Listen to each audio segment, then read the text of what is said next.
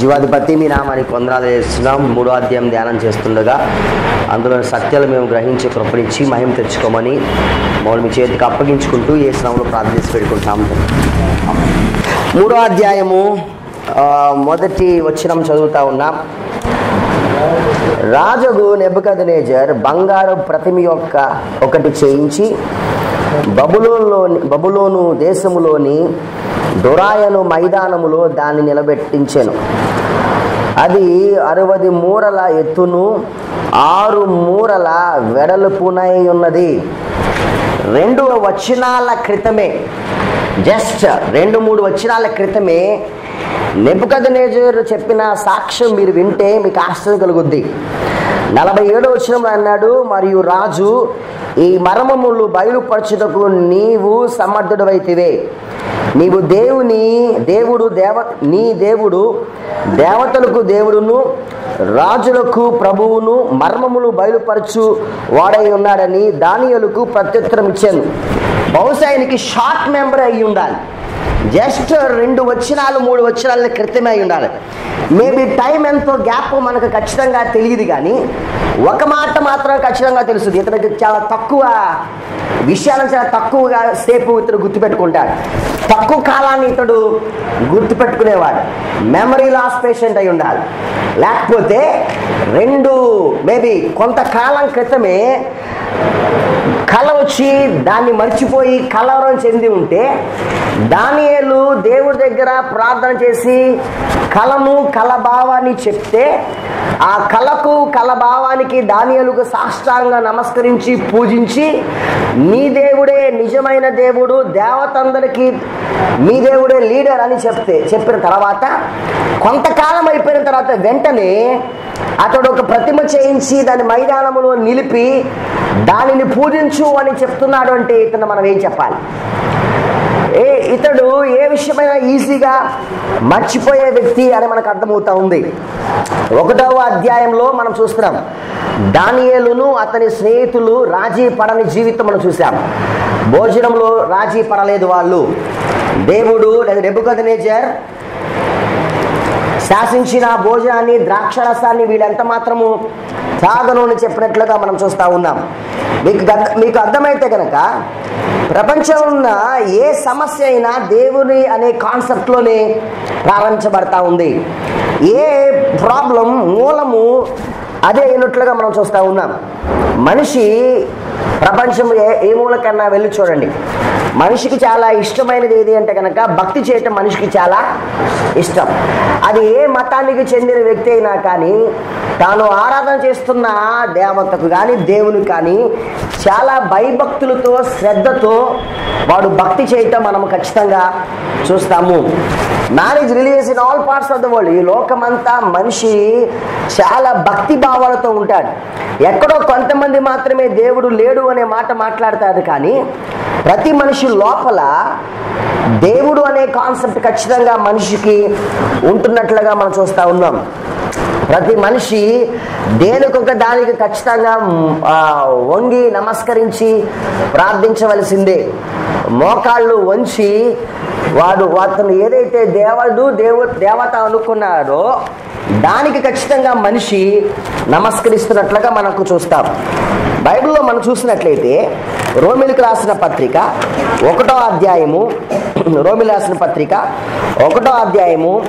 19వ వచనం చూద్దాం. 1వ అధ్యాయము 19వ వచనం. దుర్నీతి చేత 19వ వచనం. ఎందుకనగా దేవుని గూర్చి తెలియ సఖ్యమైనది ఏదో అది వారి మధ్య విశదమైనది, దేవుడు అది వారికి విశదపరిచారు. ఆయన అదృశ్య లక్షణములు అనగా ఆయన నిత్య శక్తియు దైవత్వమును జగత్తుత్పత్తి మొదలుకొని సృష్టించబడిన వస్తువులు ఆలోచించడం వల్ల తేటపరిచినవి కనుక వారు నిరతులై ఉన్నారు. మరియు వారు దేవుని ఎరిగి ఆయన దేవునిగా మహిమపరచలేదు, కృతజ్ఞత స్తుతులు చెల్లింపలేదు, కానీ తమ వాదన యందు వ్యర్థులయ్యారు. వారి అవివేక హృదయము అంధకారమాయరు, తాము జ్ఞానములను చెప్పుకొనుచు బుద్ధిహీనులయ్యారు. వారు అక్షయుడగు దేవుని మహిమను క్షయమగు మనుషుల యొక్కయు పక్షుల యొక్కయు చతుష్పాద జంతువుల యొక్కయు పురుగుల యొక్కయు ప్రతిమా స్వరూపముగా మార్చిరి. మనిషి ఎలాంటి వాడు అంటే దేవుడు ఎరిగి కూడా దేవునిగా మనిషి దేవుని మహిమపరచలేదు, దేవునికి కృతజ్ఞతాస్తుతులు చెల్లించలేదు. మనిషి చేసే బేసిక్ పాపం ఏది అంటే గనక దేవునికి మహిమపరచకపోవడం, దేవునికి కృతజ్ఞతాస్తుతులు చెల్లించకపోవటం. నరకం వెళ్ళాలంటే ఏం చేయాలో నేను ఆల్రెడీ చెప్పాను. ఏం చేయనక్కర్లా, యేసుక్రీస్తుని రిజెక్ట్ చేస్తే చాలు, యేసుక్రీస్తుని తిరస్కరిస్తే చాలు, ప్రతి మనిషి ఆటోమేటిక్గా నరకంలోకి వెళ్తాడు. పరలోకం వెళ్ళాలంటే ఏం చేయాలి? యేసుని రక్షకుడుగా స్వీకరించాలి, దేవుని మహిమపరచాలి, దేవునికి కృతజ్ఞతాస్తుతులు చెల్లించాలి అన్నట్లుగా మనం చూస్తూ ఉన్నాం. మనిషి నిజమైన దేవుని ఆరాధన చేయవలసిన వాడు ఆ దేవుని మహిమనంట మనుషుల యొక్కయు, పక్షుల యొక్కయు, చతుష్పాద జంతువుల యొక్కయు, పురుగుల యొక్కయు ప్రతిమా స్వరూపముగా మార్చిరి. మనిషిని దేవుడు సృజించాడు కదా, ఆది ఎందు దేవుడు భూమి ఆకాశం సృజించాడు. ఆ దేవుడు ఆరోదేమున మనిషిని సృజించినట్లుగా ఆది కాండంలో చూస్తాం. దేవుడు మనిషిని సృజిస్తే ఈ మనిషి దేవునికి కృతజ్ఞతగా మరి దేవుణ్ణి సృజించడం ప్రారంభించాడు. మీకు అర్థమవ్వాలి, మనిషినేమో దేవుడు సృజించాడు, ఈ మనిషి ఏమో దేవుళ్ళను సృజించడం ప్రారంభించాడు. అదే ఎలా మీరు వినాలి. మనిషిని దేవుడు సృజించినప్పుడు తన స్వరూపమందు తన పోలిక చొప్పున నరుని సృజించాడు. ఈ నరుడు దేవుని సృజించినప్పుడు తన పోలిక చొప్పున తన స్వరూపమందు దేవుని సృజించాడు. మీనింగ్ అర్థం అవ్వాలి ఖచ్చితంగా. దేవుడు ఎలా ఉండాలనుకున్నాడో, ఎలా ఉంటాడో, స్వభావం ఎలాంటిదో అలానే నరుడు సృజించబడ్డాడు. ఇప్పుడు పాపం జరిగిన తర్వాత నరుడిలో మార్పు వచ్చింది కదా. పాపం జరిగిన తర్వాత పాప స్వభావము మనుషులోనికి వెళ్ళింది. ఇప్పుడు పాపము చేయగలడు, పాపము చేయకుండా ఉండలేడు. కాబట్టి ఆయన చేసేది ఏంటి? పాపమే. ఊహల్లో పాపం, తలంపులలో పాపం, తన క్రియలన్నీ పాపం. ఇప్పుడు ఈ స్వరూపములో దేవుణ్ణి మనిషి సృజిస్తున్నాడు. మీకు అర్థమవుతున్నట్లుంది. మనిషిని దేవుడేమో మనిషి తన పోలికలు సృజిస్తే పాప హృదయం కలిగిన ఈ మానవుడు తాను ఎలాగైతే ఉండాలనుకున్నాడో, తాను ఎలాగైతే ఉంటాడో అదే స్వరూపంలో తన యొక్క ఇమేజ్ని రిఫ్లెక్ట్ చేసే విధంగా మనిషి ఏం చేశాడు? దేవుణ్ణి సృజించినట్లుగా మనకు అర్థమవుతా ఉంది. ఉదాహరణకి మీకు అర్థం అవ్వాలి అనుకుంటే కనుక, మనిషికి ఏదైతే పాపం చేయాలి అని అనుకున్నాడో అది చేయడం అఫీషియల్గా అవ్వాలి అంటే కనుక అది దేవుడి మీద పెట్టి చేయటం ప్రారంభించాడు. అది దేవుడి మీద తోసి దాన్ని చేయటం ప్రారంభించాడు. మీకు అర్థం అవ్వాలి అంటే మనిషి ఇలాగ ప్రవర్తించాలి అనుకున్నాడు, అలా ప్రవర్తించాలనుకున్నాడు. కాబట్టి అలా ప్రవర్తించే ఎవరు కావాలి? ఇప్పుడు దేవుడు కావాలి. అలా ప్రవర్తించే దేవుడిని ఏం చేశాడంటే మనిషి సృజించినట్లుగా చరిత్రలో మనం. నేను ఎందుకు ఇంత చెప్పాను అంటే ఈ బ్యాక్గ్రౌండ్ అర్థం కాకుండా 3వ అధ్యాయం అర్థమయ్యే అవకాశం లేదు. ఒకడు హోషేయ గ్రంథం 4వ అధ్యాయము 4వ వచనం. ఒకడు మరి ఒకరితో వాదించినను ప్రయోజనం లేదు, ఒకరిని గద్దించినను కార్యము కాకపోవును. ఈ జనులు యాజకునితో జగడమాడు వారిని పోలి ఉన్నారు. కాబట్టి పగలు నీవు కూలుదువు, రాత్రి నీతో కూడా ప్రవక్త కూలును. 3వ వచనం చదువుదామా? కాబట్టి దేశము ప్రలాపించుతున్నది. ఓకే. పశువులు, ఆకాశ పక్షులను కాపురస్తులందరూ క్షీణించుతున్నారు, సముద్ర మత్స్యములు కూడా గతించిపోతున్నవి. ఒకడు మరి ఒకరితో వాదించడం ప్రయోజనం లేదు. మేబీ ఐ థింక్ నేను ఒక రిఫరెన్స్ రాంగ్ రాసి ఉండాలి. ఇక్కడ నేను ఎక్స్ప్లెయిన్ చేయటం లేదు కానీ 12వ వచనం చూద్దామా? 12వ వచనం. జనులు తాము పెట్టుకొనిన కర్ర యొద్ద విచారణ చేయుదురు. జనులు తాము పెట్టుకొనిన కర్ర యొద్ద విచారణ చేయుదురు. చేతి కర్ర వారికి సంగతి తెలియజేయును. తమ చేతి కర్ర వారికి సంగతి తెలియచేయును. విచార మనసు వారిని త్రోవ తప్పింపగా ఓకే వారు తమ దేవుని విసర్జించి వ్యభిచరించురు. ఇది నేను I don't want to explain all these things.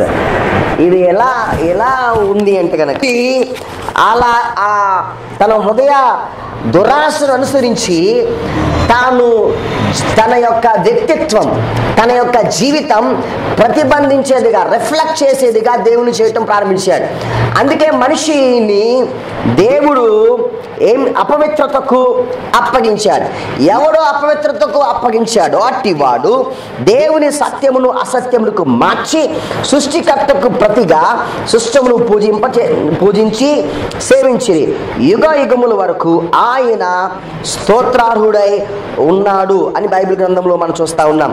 24వ వచనం చూస్తే కనుక, అందువలన దేవుడు తుచ్చమైన అభిలాషులకు వారిని అప్పగించాను, వారి స్త్రీలు సైతము స్వాభావికమైన ధర్మమును విడిచి స్వాభావిక విరుద్ధమైన ధర్మమును అనుసరించి అటువలే పురుషులు కూడా స్త్రీ యొక్క స్వాభావికమైన ధర్మమును విడిచి పురుషుల్లో అవాచికమైనది చేయించు తమ తప్పిదముకు తగిన ప్రతిఫలమును పొందుచు ఒకరి ఎడల ఒకరు ఇది చదవటానికే వాటి కాల్ అంటే మనిషి యొక్క ప్రవర్తన అట్లా ఉంది అంటున్నాడు.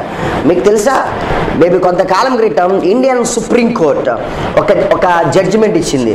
అదేంటంటే పురుషుడు స్త్రీని వివాహం చేసుకోవాలి, స్త్రీ పురుషుని వివాహం చేసుకోవాలి.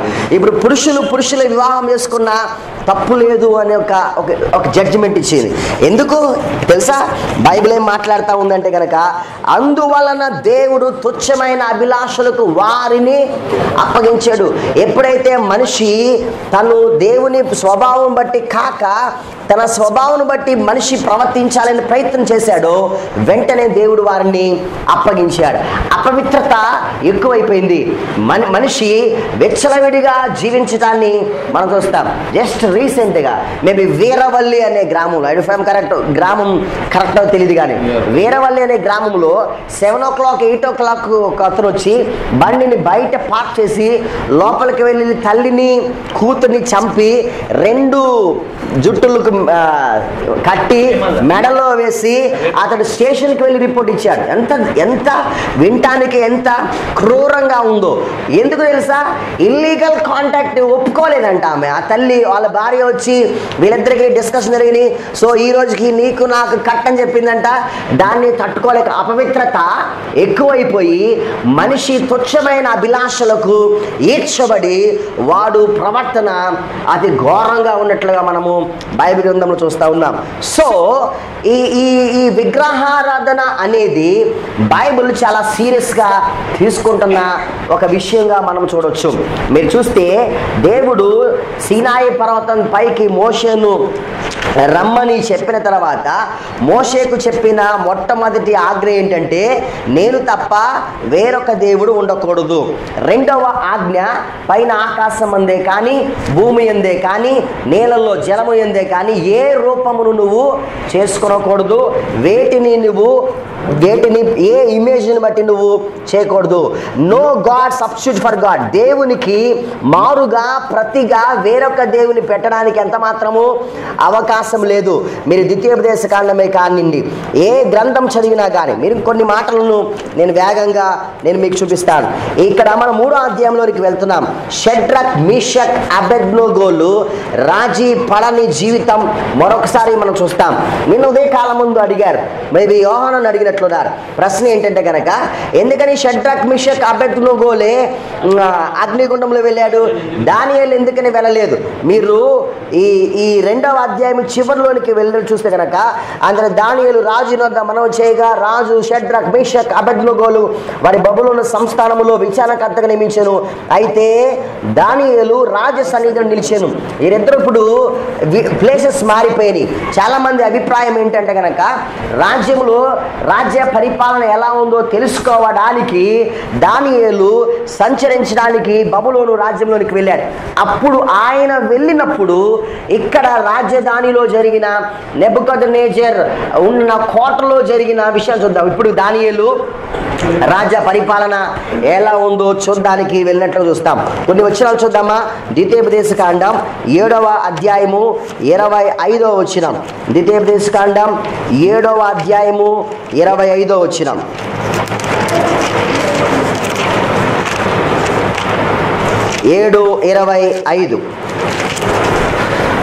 వారి దేవతల ప్రతిమలను మీరి అగ్నిచేత కాల్చివేయవలను.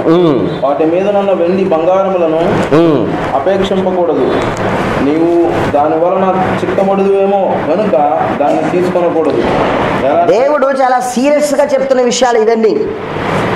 వారి దేవత విగ్రహము జోలికి మీరు ఎంత మాత్రం వెళ్ళకూడదు అన్నాడు. 16వ అధ్యాయంలోకి వెళ్దామా? 22 వచ్చినాం. 16, 22.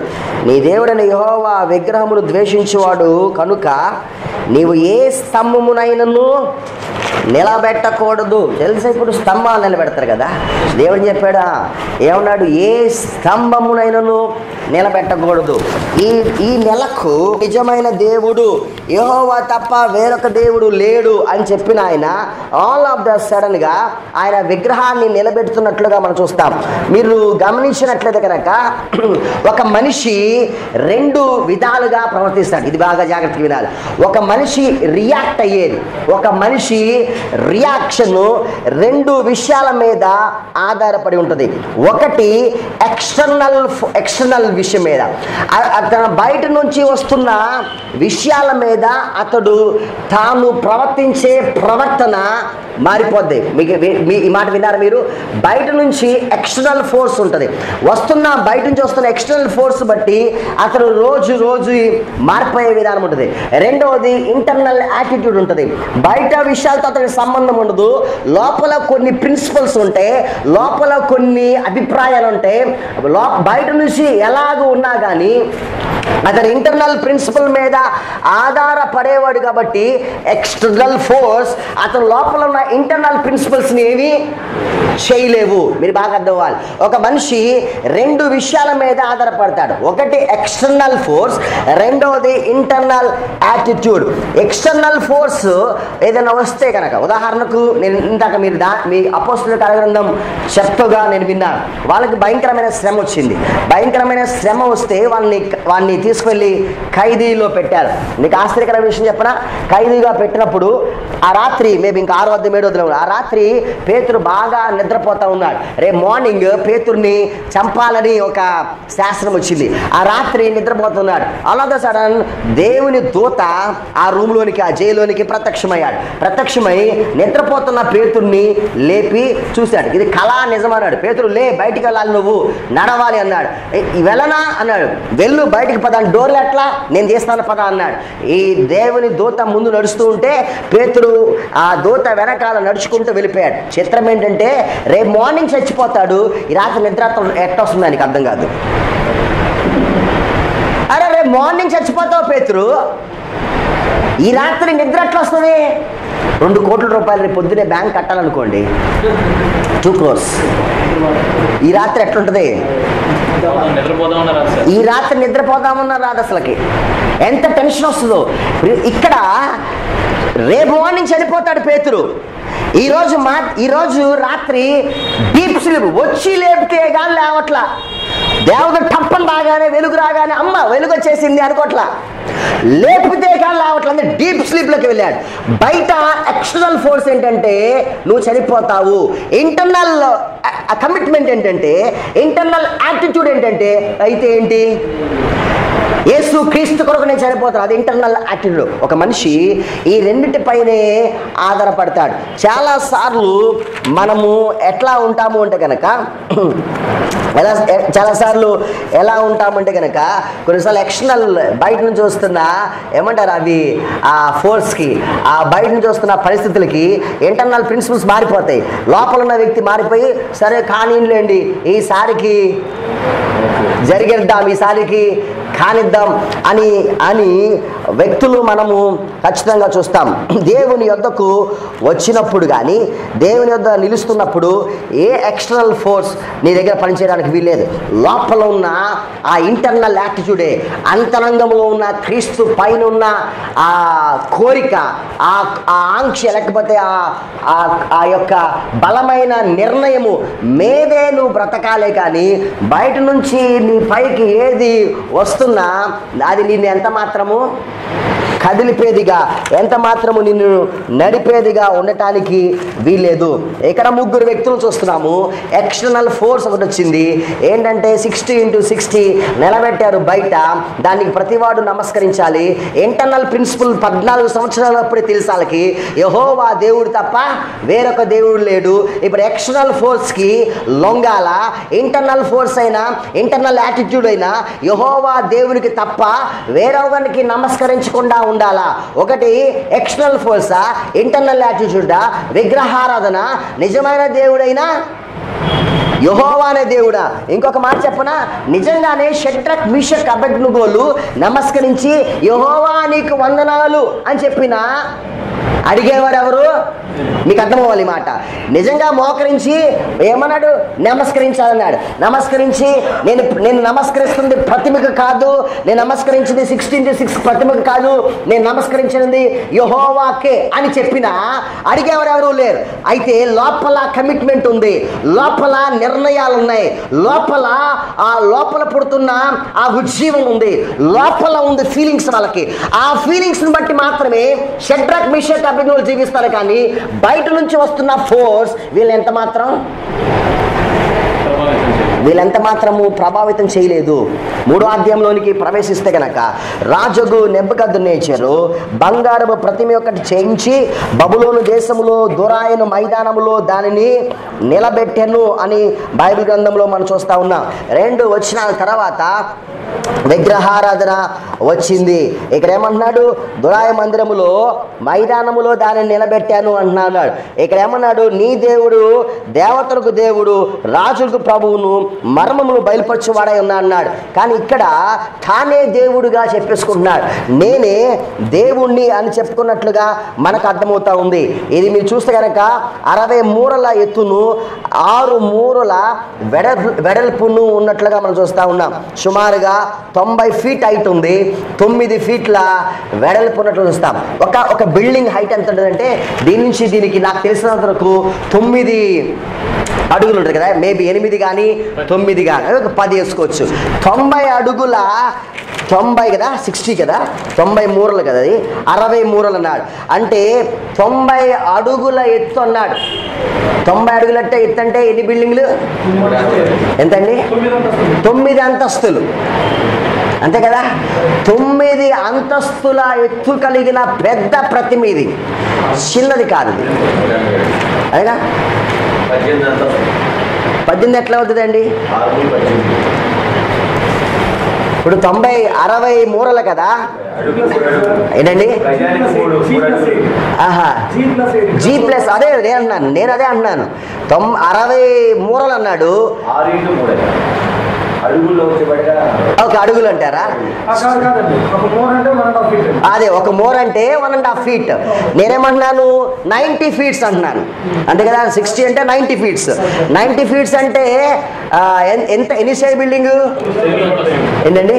10 వేసుకోండి పోనీ. 10 స్టేర్ల బిల్డింగ్ హైట్ ఇది. అండ్ 9 అడుగు వెడల్పు కలిగిన పెద్ద ప్రతిమ అని మనకు అర్థమవుతా ఉంది.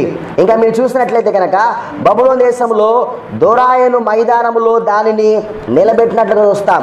ఇది బాబేలుకు సుమారుగా 6 మైళ్ళ దూరములో ఉండే ఒక మైదానము అని చెప్తుంది హిస్టరీ. ఎందుకు తెలుసా మైదానంలో నిలబెట్టాడు? దొరాయన మైదానంలో ఫ్లాట్ ఏరియాలో నిలబెట్టాడంటే ఇది బాబేలుకు 6 మైళ్ళ దూరంలో సౌత్లో ఉండే ఒక ఫ్లాట్ ఏరియా.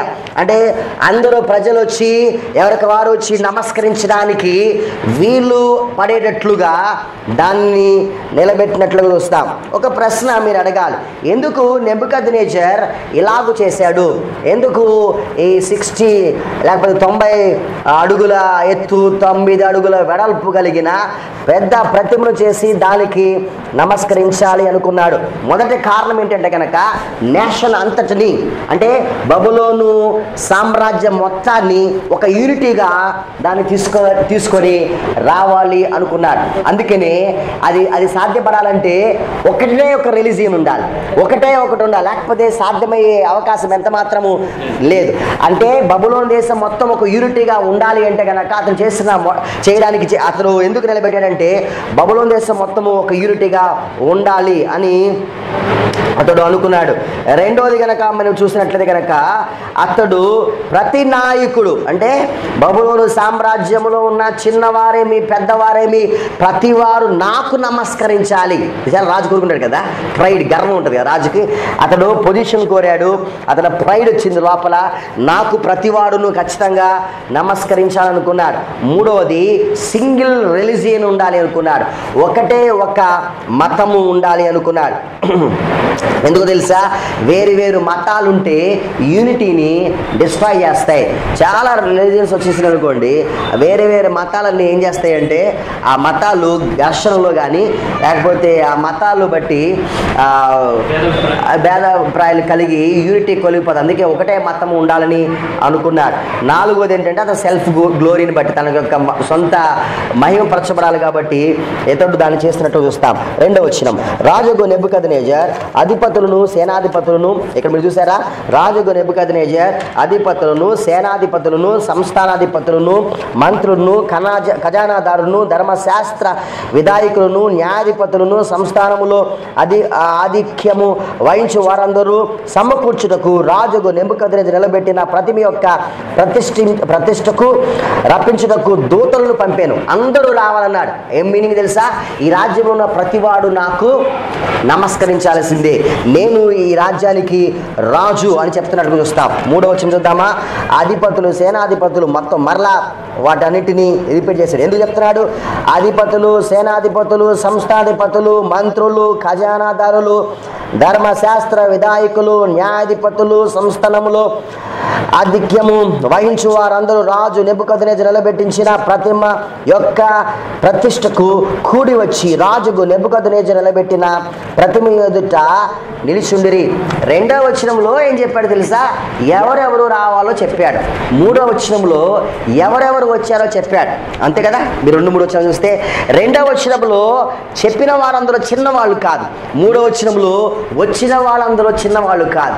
రెండవ వచనంలో రమ్మన్న వాళ్ళందరూ వచ్చారు, మూడవ వచనంలో వచ్చి నిలబడ్డారు. ఏం మీనింగ్ చెప్తుందో తెలుసా? ఎవరు నో అని చెప్పలేదు.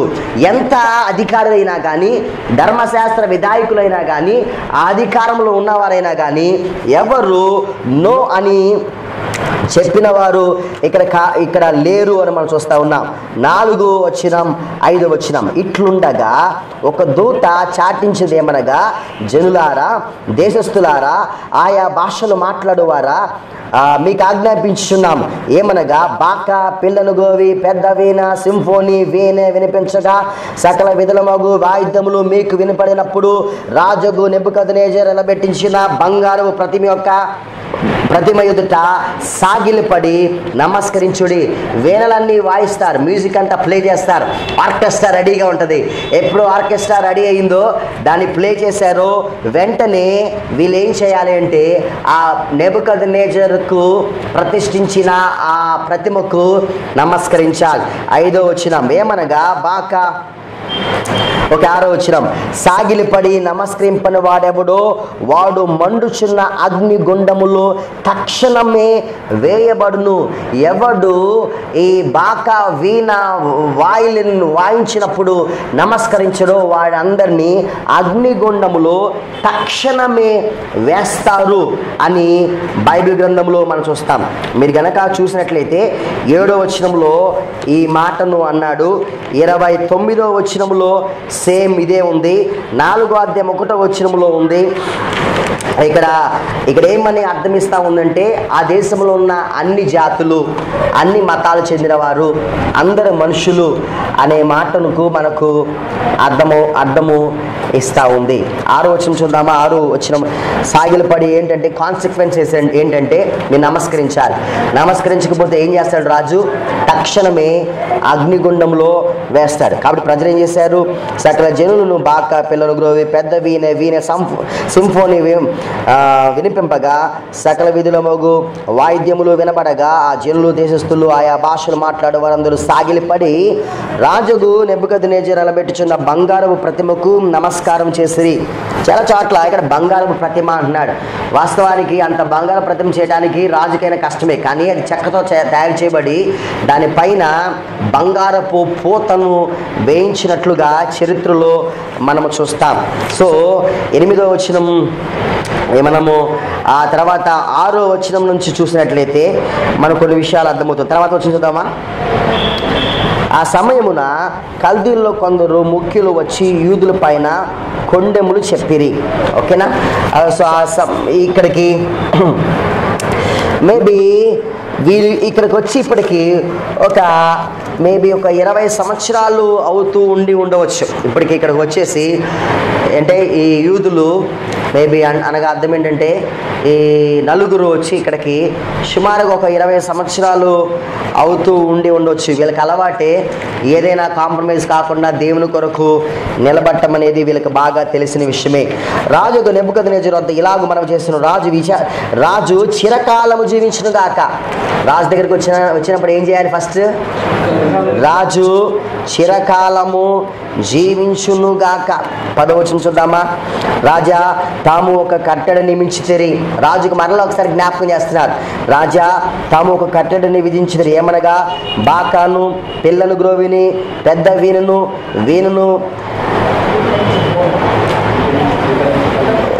వినిపించగా సింఫోనీ సకలకు వాయించినప్పుడు ఏమని చేయాలంటే ప్రతివాడు సాగిలపడి ఏం చేయాలి? ఆ బంగారు ప్రతిమకు నమస్కారం చేయవలను. సాగిలపడి నమస్కరింపబడే వాడెవడో వాడు మండుచున్న అగ్నిగుండంలో వేయబడును. ఇది కదా రాజా నువ్వు శాసనమించింది, నీకు గుర్తులేదా అన్నాడు. అందుకు ఏమంటున్నాడు రాజు, రాజా తాము షడ్రక్ మేషక్ అబేద్నెగో అను ముగ్గురు యూదులు బబులోను దేశములోని రాజ కార్యములు విచారించుటకు నియమించితిరి. అయ్యా నువ్వు ముగ్గురిని విచారించావు రాజ్య కార్యాలను చేయడానికి. ఓకే, ఆ మనుషులు తమరి ఆజ్ఞను లక్ష్య పెట్టలేదయ్యా. ఆ మనుషులు తమ ఆజ్ఞను ఎంత మాత్రము లక్ష్య పెట్టలేదు. తమరి దేవతలను పూజించట్లేదు. తమరు నిలబెట్టిన బంగారు ప్రతిమకు నమస్కరించుట లేదు అనిరి. రాజా అంతా బాగానే ఉంది, కానీ నీవు తీసుకొచ్చి పెట్టావు కదయ్యా, నీవే కదా వారిని ఉన్నతమైన స్థితిలో ఉంచావు. నీవు వారికి అంత ఘనతిస్తే వారు చూసావా నీ మాట పైన కొంచెం కూడా గౌరవం లేదు. వారు నీ పట్ల ఎంత మాత్రము గౌరవించట్లేదయ్యా. వీళ్ళు ఎక్కడి నుంచి వచ్చారంట? యూదా దేశంలో నుంచి చెరకొచ్చిన వాళ్ళు, బానిసలుగా వచ్చిన వాడిని ఉన్నతమైన స్థితిలో నిలబెడితే వీళ్ళకి నీ పైన కొంచెం కూడా గౌరవం లేదయ్యా. నువ్వు పెట్టిన ప్రతిమకు వీరంత మాత్రము నమస్కరించట్లేదు, వీరంత మాత్రము వీళ్ళకి ఎంత నువ్వు చెప్పింది ఎంత మాత్రము వీళ్ళు చేయట్లేరు అన్నాడు. వీళ్ళు స్లేవ్స్ అయ్యా, బానిసలు. వారిని పరిపాలన చేసినట్లుగా నువ్వు చేసావు, వారి పరిపాలన చేసినట్లు చేసావు. కానీ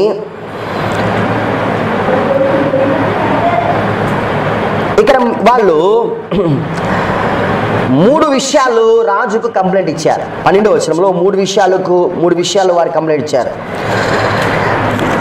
ఈ 3 విషయాల్లో 2 విషయాలు సత్యం చెప్పారు, 1 సత్యం చెప్పాల. షడ్రక్ మీషక్ అబేద్నెగో అను ముగ్గురు యూదులు బబులోను దేశంలో రాజకార్యములు విచారించుటకు నియమించారు. ఆ మనుషులు తమ ఆజ్ఞను లక్ష్య పెట్టలేదు. ఇది తప్పు చెప్పారు వాళ్ళు. నెబుకద్నెజరుకి ఎప్పుడు గౌరవం ఇచ్చారు? నెబుకద్నెజరు గౌరవం ఇవ్వకుండా ఎక్కడ లేరు. నెబుకద్నెజరు చెప్పిన మాట అంతా పూర్తిగా చేస్తున్నారు. వారు సత్యం చెప్పిన 2 విషయాలు. ఆ మనుషులు తమరి దేవతలు పూజించట్లేదు, ఇది కరెక్ట్. లక్ష్య పెడుతున్నారు కానీ తమ దేవతను వారు పూజించట్లేదు. తమరు నిలబెట్టిన బంగారు ప్రతిమ నమస్కరించట్లేదు అనేది ఇది కూడా కరెక్టే. 3 విషయాలు చెప్పారు. 1 వారు తప్పు చెప్పారు, 2 కరెక్ట్ చెప్పారు. లక్ష్య పెట్టలేడు అన్నమాట తప్పు. నెబుకద్నెజరు అంటే ఈ ముగ్గురు చాలా గౌరవం. నీ దేవతలు పూజించట్లా, వాస్తవమే. అంత మాత్రమే కాదు, నిలబెట్టిన ప్రతిమకు నమస్కరించట్లా, అది కూడా వాస్తవమే. అపవాది ఎప్పుడైనా సరే ఎట్లా చెప్తాడు, సగం సత్యం సగం అబద్ధం ఉంటుంది. కానీ మనుషులు ఏంటంటే ఆ సత్యం అబద్ధమే సత్యం అనుకుని మనిషి మారిపోతాడు. ఇక్కడ మీరు చూసినట్లయితే కనుక ఈ ముగ్గురు ఎక్స్టర్నల్ ప్రెజర్ని బట్టి ఏమి ఫీల్ అవ్వట్లా. ఎక్స్టర్నల్ ప్రెజర్ ఏంటో తెలుసా, నమస్కరించకపోతే తక్షణమే అగ్నిలో అయిపోతారు. ఇంటర్నల్ ప్రిన్సిపల్ ఏంటో తెలుసా, నా దేవుని తప్ప నేను ఎవరిని కొనియాడను, నా దేవుని తప్ప ఎవరిని నేను పూజించను. 14 వచ్చినాం. అంతటా నెబుకద్నెజరు వారితో ఇట్లనెను, షడ్రకు మిషకు అబేద్నెగో, మీరు నా దేవతలు పూజించట్లేదనియు నేను నిలబెట్టించిన బంగారు ప్రతిమకు నమస్కరించట్లేదు నాకు వినబడింది. అది నిజమా? షడ్రక్ మిషక్ అబేద్నెగోలు ముగ్గురు వచ్చేసారు.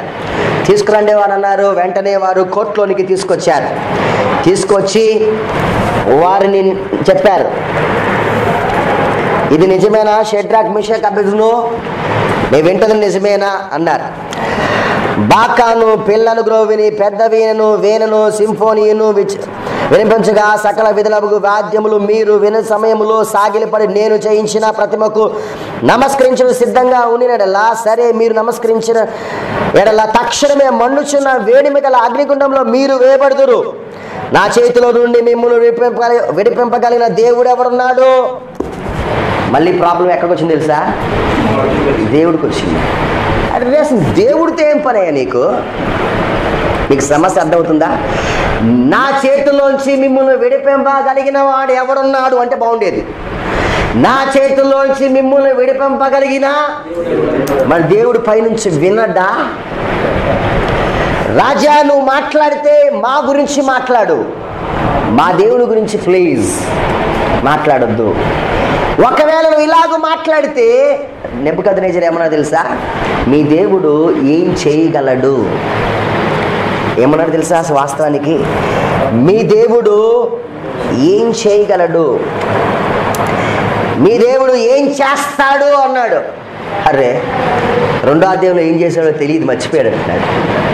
2వ అధ్యాయంలో సకల జ్ఞానము కలిగిన వాడు, పరలోకము నుండి జ్ఞానము పంపించిన వాడిని మర్చిపోయారు వీళ్ళు. షడ్రక్ మిషక్ అబేద్నెగో దేవుడే నిజమైన దేవుడు అనే విషయం మీరు మర్చిపోయారు. మర్చిపోయేమన్నాడు తెలుసా? షడ్రక్ మిషక్ అబేద్నెగో, నా చేతిలో నుండి మిమ్మల్ని విరపింపగలిగిన దేవుడు ఎక్కడున్నాడయ్యా? అసలకే దేవుడు ఎక్కడ ఉన్నాడు?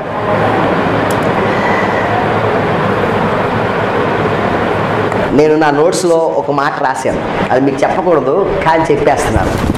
అంటే కొన్ని ఎవరు నిన్ను నా చేతిలోంచి విడిపించగలరు? 16వ వచనంకి వెళ్దామా? వాళ్ళకున్న ధైర్యం మనకు అనిపిస్తుంది.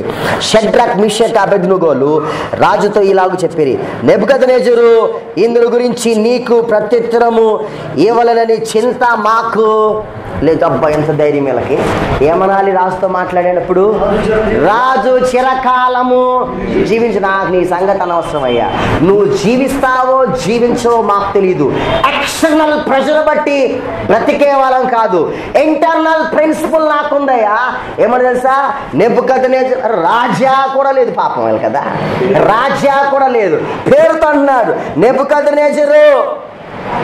అరే, ఇంత ధైర్యం మీకు ఎట్లా వచ్చింది?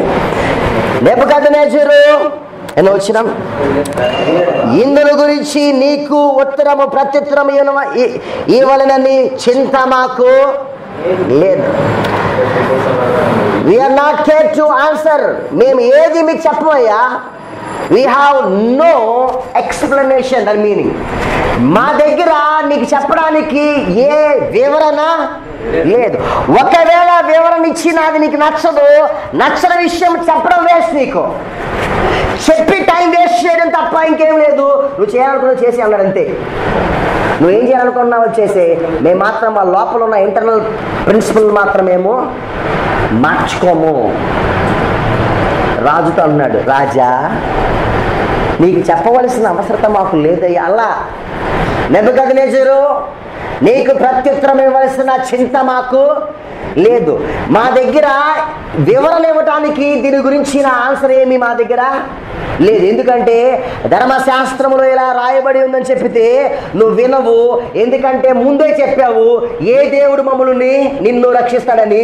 ఆ దేవుని గురించిన విషయం మర్చిపోయావు కాబట్టి నీకు చెప్పవలసిన అవసరత కూడా మాకు ఎంత మాత్రము లేదు. 17వ వచనం చూద్దాం. మేము సేవించున్న దేవుడు మండుచున్న అగ్ని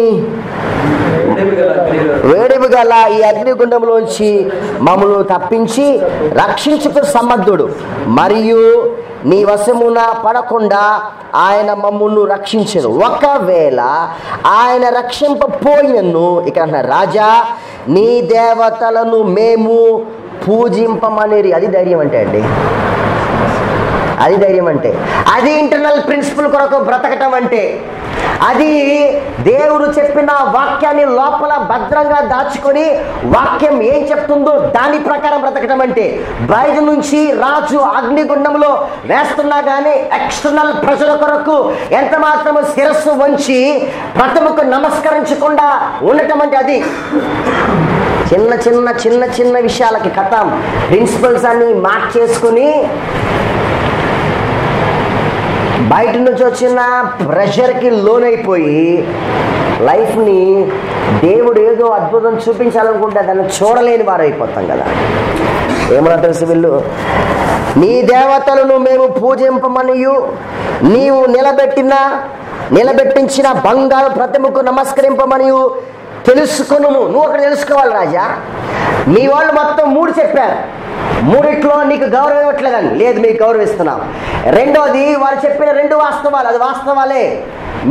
మీ దేవతలకు మేము నమస్కరించము, నువ్వు చెప్పిన నిలబెట్టిన బంగారు ప్రతిమకు మేము. ఇది తెలుసుకోవాలి ఫస్ట్ ఆఫ్ ఆల్. రాజ్యం తర్వాత చేద్దాను కానీ ఇది తెలుసుకో ఫస్ట్ నువ్వు. మేము దానికి ఎంత మాత్రము చేయము. Total commitment to internal principle. నీ లోపల ఉన్న ప్రిన్సిపల్కి ఇది టోటల్ కమిట్మెంట్. యోబు అదే కమిట్మెంట్లో ఉన్నారు తెలుసా మీకు. బయట ఎక్స్టర్నల్ ప్రెజర్ వచ్చినాయి, పిల్లలు చనిపోయారు, ఆస్తి పోయింది, వ్యాధి వచ్చింది, భార్య తిడతా ఉంది. మీకు తెలుసా యోబు వస్తూ ఉంటే అంట రాజు తర్వాత యోబు. మీరు యోబు గ్రంథం చదివితే కనుక రాజు తర్వాత యోబు లాంటి వాడు. యోబు వస్తుంటే చుట్టూ లేచి నిలబడేవారు. యవనస్తులు యోబు ఏం మాట్లాడతాడా వినటానికి రెడీగా ఉండేవాడు. యోబు చెప్పిన మాట యోబు మాట్లాడేవాడు. యోబు నిదానంగా మాట్లాడేవాడు. ప్రతి మాట చాలా శ్రేష్టంగా ఉండేది. ఆ యోబుని గురించి అన్నాడు, నువ్వు దేవుని దూషించి. మళ్ళీ దేవుడు అక్కడే నువ్వేం చేయాలంట, దేవుడే చేయాల్సిన. మళ్ళీ కాన్సెప్ట్ అపవాది, ఇప్పుడు కాన్సెప్ట్ దేవుడే కదా. నీ దేవుని దూషించి నువ్వు మరణం కా అన్నాడు. నా ఇంటర్నల్ ప్రిన్సిపల్ ఏంటంటే తెలుసా, దేవుని కొరకు నమ్మకంగా బ్రతకటమే నా ఇంటర్నల్ ప్రిన్సిపల్. దేవుని కొరకు జీవించటమే నా ఇంటర్నల్ ప్రిన్సిపల్. ఏది ఉన్నా పోయినా లేకున్నా వ్యాధి వచ్చినా నా లోపల ప్రిన్సిపల్ ఉంది. ఆ ప్రిన్సిపల్ ఏంటంటే ఇదిగో దేవుడు కొరకు బ్రతకటమే. షడ్రక్ మిషక్ అబేద్నెగో అంటున్నారు, మీ దేవతలకు మేము మొక్కము, బంగారు ప్రతిమకు మేమంతా నమస్కరించము. అది ఎక్స్టర్నల్ ప్రజల లోపల నా గుండెల్లో ఇంటర్నల్ ప్రిన్సిపల్ ఉంది. ధర్మశాస్త్రము మీద మాత్రమే మా ప్రిన్సిపల్ ఉంది. మేము దానికి ఎంత మాత్రం చేయము అని చెప్పాడు. నిర్గమాకాండం. ఫిలిప్పీయులకు రాసిన పత్రిక చూద్దామా, జస్ట్ ఒక మాట. ఫిలిప్పీయులకు రాసిన పత్రిక 1వ అధ్యాయం కొన్ని మాటలు ఖచ్చితంగా చదవాలి. ఈవెన్ టైం అయిపోతా ఉంది కానీ ఫిలిప్పీయులకు రాసిన పత్రిక 1వ అధ్యాయము 29 ఏళ్ళగా మీరు నా యందు చూచినట్టు నా యందున్న మీరు ఇప్పుడు ఉంచినట్టు పోరాటములు మీకు కలిగి ఉన్నాను. పోరాటం అంటున్నాడు 29 పోరాటము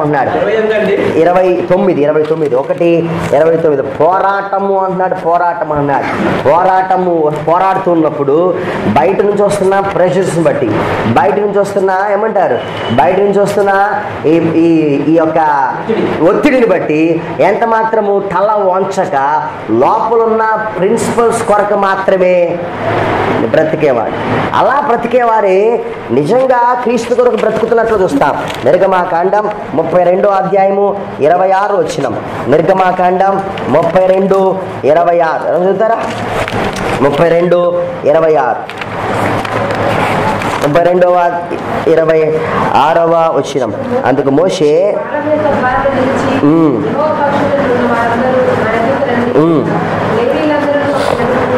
దేవుని కొరకు నిలిచేవారు, బయట నుంచి పని చేయక లోపల ప్రిన్సిపల్ గా బ్రతికేవారు దేవుని కొరకు నిలుస్తున్నట్లుగా చూస్తాం. వీళ్ళు మనం చూసినట్లయితే కనుక ఏవో ఏ పరిస్థితులు వచ్చినా కానీ, ఎలా వచ్చినా కానీ ఎక్స్టర్నల్ ప్రిన్సిపల్స్ కొరకు, ఇంటర్నల్ ప్రిన్సిపల్ కొరకు బ్రతికేవారు ఉన్నట్లు చూస్తాం. సో ఏమైంది, కాన్సిక్వెన్సెస్ ఏంటి, ఏం చేశాడు రాజు? 19వ వచనం చూద్దాం. 19వ వచనం, అందుకు నెబుకద్నెజర్, మరి రాదా? అందుకు నెబుకద్నెజర్ అత్యాగ్రహము నొందిన షడ్రక్ మీషక్ అబేద్నెగోను వారిని వేషములో ఆయన ముఖము వికారమాయను కనుక గుండము ఎప్పటికన్నా 7 వేడిమిగా చేయమని ఆజ్ఞ ఇచ్చాను. మరి కోపం వస్తుంది జనరల్గా. ఆజ్ఞ ఇస్తే, ఆజ్ఞను జారీ చేస్తే, ఆజ్ఞను పాటించకపోతే రాజుకు ఖచ్చితంగా కోపం వస్తుంది. 7 times దాన్ని రెట్టింపు చేసినట్లుగా మనం చూస్తాం. వారు 20 వచ్చిన మరియు తన సైన్యములో నుండి బలిష్ఠులో కొందరిని పిలవనంపించి షడ్రక్ మీషక్ అబేద్నెగోలను బంధించి వేడిమి కలిగిన మండుచున్న అగ్ని గుండములో వేయుడని ఆజ్ఞ ఇయ్యగా వారు వారి అంగీలను నిలువుట అంగీలను పై వస్త్రములు తక్కిన వస్త్రములు తీయకయే ఉన్నపాటున ముగ్గురిని వేడిమి కలిగిన మండుచున్న ఆ గుండమున పడవేసిరి, ఆ గుండమున పడవేసిరి అని చూస్తా ఉన్నాం. రాజాజ్ఞ తీవ్రమైనందున గుండము మిక్కిలి వేడిమలదైనందున షడ్రక్ మీషక్ అబేద్నెగోలను విసిరివేసిన మనుషులు అగ్ని జ్వాలల చేత కాల్చబడిరి. అగ్ని జ్వాలల చేత కాల్చబడిరి. 24వ వచనం, రాజుకు నెబుకద్నెజర్ 20 చనిపోయారు. 23 వచ్చిన షడ్రక్ మీషక్ అబేద్నెగోలు ఆ ముగ్గురు మనుషులు బంధింపబడిన వారే వేడి మిగల మండుచున్న అగ్నిగుండములో పడగా, ఆ అగ్నిగుండములో పడగా రాజుకు నెబుకద్నెజర్ ఆశ్చర్యపడి తీవ్రంగా లేచి, మేము ముగ్గురు మనుషులను బంధించి ఈ అగ్నిలో వేసితిమి కదా అని తన మంత్రులను అడిగాను. వాడు రాజా సత్యమే అని రాజుతో ప్రత్యుత్తరం ఇచ్చాను. ఎంతమంది వేశారంట? ముగ్గురు వేశామా, ఇంకెక్కువ మందిని వేశామా అని చెప్పారు. వీళ్ళకి ముగ్గురిని వేసినట్లుగా చూస్తాం.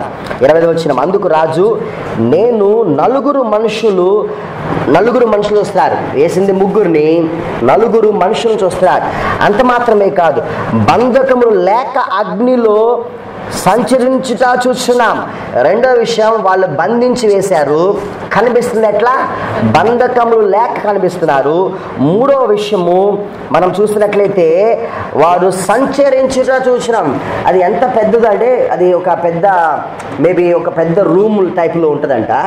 రాజు పైనుంచి చూస్తానికి వీలు కలిగినంతగా దాన్ని అరేంజ్ చేసి ఉండి ఉంటారు. రాజు చూసినప్పుడు ఎట్లా ఉందంటే కనుక నలుగురు మనుషులు కనిపిస్తున్నారు, బంధకములు లేక కనిపిస్తున్నారు. అంత మాత్రమే కాదు, అగ్నిలో వీరు నడుస్తున్నారు, అగ్నిలో వీరు సంచరిస్తున్నారు. వారికి హాని ఏమీ కలగలేదు. 4వ వాని రూపము దేవత రూపమును పోలిదని వారికి ప్రత్యుత్తరం ఇచ్చెను. ఈ 4వ రూపం ఎట్లా ఉందంటే దేవతల రూపము కనిపిస్తూ ఉంది. వీళ్ళరా పాత నిబంధన గ్రంథంలో ఎక్కడ యెహోవా దూత ప్రత్యక్షమైన అక్కడ ఎవరు అంటే యేసుక్రీస్తు ప్రభువారే. 4వ వ్యక్తిగా యేసుక్రీస్తు ప్రభువారు ఇక షడ్రక్ మీషక్ అబేద్నెగోలకు తోడుగా ఉన్నాడు. ఈ అదృష్టాన్ని నెబుకద్నెజర్ కూడా పొందాడు. చిత్రం ఏంటంటే ప్రీ ఇన్కార్నేషన్ క్రైస్ట్ని, క్రీస్తు పుట్టక మునిపే, గర్భం ధరించక మునిపే నెబుకద్నెజర్ క్రీస్తు యొక్క దర్శనాన్ని చూస్తున్నట్లుగా మనం చూస్తూ ఉన్నాం. అంతటా నెబుకద్నెజర్ వేడిమి కలిగిన మండుచున్న అగ్ని గొండము వాకిల దగ్గరకు వచ్చి షడ్రకు మేషకు అబేద్నెగోను వారులారా, మహోన్నతుడైన దేవుని సేవకులారా, బయటికి వచ్చి నా యొద్దకు రండని పిలవగా షడ్రక్ మీషక్ అబేద్నెగో ఆ అగ్నిగుండంలోండి బయటికి వచ్చిరి. అర్థమైపోయింది నెబుకద్నెజరుకి. వీళ్ళు అక్కడే నడుస్తున్నారు, ఇక బయటకు కూడా ఈజీగా వీళ్ళు నడిచేయగలరు అనుకున్నారు. బయటికి రమ్మన్నారు, బయటికి వచ్చారు. అధిపతులను, సేనాధిపతులను, సంస్థానాధిపతులను, రాజు యొక్క ప్రధాన మంత్రులను కూడి వచ్చి ఆ మనుషులను పరీక్షించి వారి శరీరములకు అగ్ని ఏ హాని చేయకుండాటయు, వారి తల వెంట్రుకలు ఒక్కటైనను కాలిపోకుండాటయు, వారి వస్త్రములు చెడిపోకుండాటయు, అగ్ని వాసనను వారి దేహములకు తగలకుండాటు చూచిరి. నెబుకద్నెజర్, షడ్రక్, మీషక్, అబేద్నెగో వీరి దేవుడు పూజార్హుడు. మరలా రిపెంట్ అవుతున్నాడు. వీరి దేవుడు పూజార్హుడు.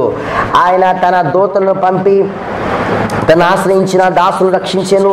వారు తమ దేవునికి కాక మరి ఏ దేవునికి నమస్కరింపయు ఏ దేవుని సేవింపకయు ఉందుమని తమ దేహములను అప్పగించి రాజు యొక్క ఆజ్ఞను వ్యర్థపరిచిరి. కాగా నేను ఒక శాస్త్రమును నియమించున్నాను, ఏదనగా ఇవ్వదగిన రక్షించుటకు సమర్థుడు దేవుడు కాక మరి ఏ దేవుడు లేడు. బబులోను రాజ్యం మొత్తం ఒక శాస్త్రం వెళ్ళింది. అదేంటి తెలుసా? ఈ దేవుడు తప్ప వేరొక దేవుడు ఎవడును లేడు.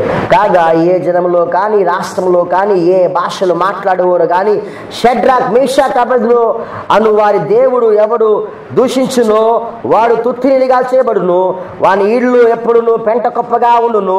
అంతట నుండి రాజు షడ్రక్, మీషక్, అబేద్నెగోను వారిని బబులోనులోను సంస్థానములో హెచ్చించాను. If a man lives according to his internal attitude, దేవుడు అలా దీవిస్తాడు.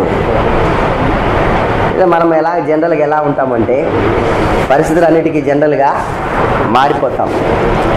బయట వస్తున్న విషయాలకు లోపల విషయాల్ని మనము మార్చుకుంటాం. మనకున్న ప్రిన్సిపల్స్ పక్కన పెట్టేస్తాం కొన్నిసార్లు.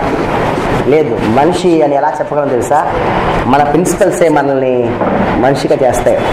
మన ప్రిన్సిపల్స్ ఎక్కడి నుంచి పుట్టినాయి అంటే బైబిల్ గ్రంథంలోంచి మన ప్రిన్సిపల్స్ మనకి పుట్టాయి. మన మోటివేషన్ బయట నుండి కాదు. మీకు అర్థమయ్యే మాట, మనకు మోటివేషన్ బయట నుండి కాదు. మనము దేన్నో చూసి మనము ప్రోత్సహించుకోనక్కర్లేదు. లేకపోతే దేన్ని చూసి నేను ఇది చేయకూడదని చెప్పడం కాదు. మన మోటివేషన్ అంతా లోపలే ఉంది. నీవు నేను ప్రవర్తించవలసింది కేవలము ఇంటర్నల్ ప్రిన్సిపల్స్ని బట్టి మాత్రమే, కానీ ఎక్స్టర్నల్ ప్రెజర్స్ బట్టి ప్రవర్తించడం అది క్రైస్తత్వం ఎంత మాత్రం అనిపించుకోదు. ఏమైనా తెలుసా? షడ్రక్, మీషక్, అబేద్నెగోలు నువ్వు పడేస్తే పడాయి, but we not going to change our decision. మా నిర్ణయాన్ని మేము ఎంత మాత్రము మార్చుకోము. బికాస్ ధర్మశాస్త్రంలో మోషే చెప్పిన వాక్యంలో 2వ ఆజ్ఞ ప్రతిమకు నమస్కరించు. నిన్ను చంపేస్తామయ్యా, చంపేయండి, పర్వాలేదు అన్నాడు. పిల్లలు మీకు గమనిస్తే కనుక అప్పుడు దేవుడు దిగి వచ్చి వారితో ఉన్నాడు. నేను ఒక క్వశ్చన్ అడిగిన, షడ్రక్, మీషక్, అబేద్నెగో దేవుడు ఇప్పుడు ఉన్నాడు, కానీ చిత్రం ఏంటంటే షడ్రక్, మీషక్, అబేద్నెగోలు ఇప్పుడు లేరు. కలుద్దాం ప్రాంతం.